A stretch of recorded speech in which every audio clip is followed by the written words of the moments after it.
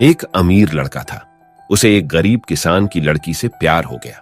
लड़की सुंदर होने के साथ साथ काफी समझदार थी।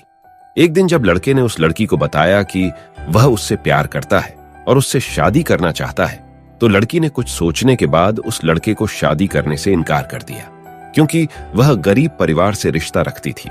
लेकिन कुछ समय बाद जब ये बात उस लड़के को पता चली, तो उसने लड़की के माता पिता से बात की और उस लड़की को समझाया। काफी समझाने के बाद वह लड़की मान गई और दोनों की शादी हो गई। शादी के बाद लड़का उसे बहुत प्यार करता था। दोनों का दाम्पत्य जीवन काफी अच्छा चल रहा था। लेकिन कुछ महीनों बाद लड़की को चर्म रोग मतलब स्किन डिजीजेस हो गया, जिसके कारण उसकी खूबसूरती ढलने लगी। अब लड़की को यह डर भी सताने लगा कि उसकी खूबसूरती ढलने के कारण कहीं उसका पति उसे छोड़ न दे।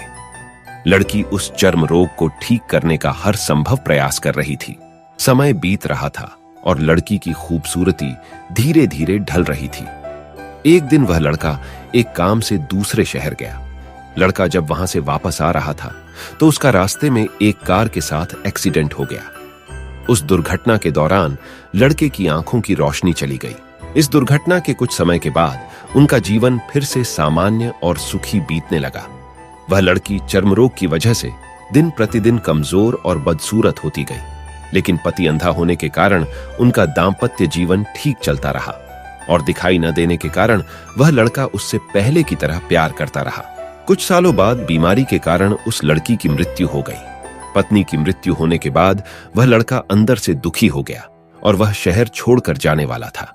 तभी उसके पड़ोसी ने उसे सांत्वना देते हुए कहा, अब आप तो अपनी पत्नी के बिना अकेले पड़ जाएंगे।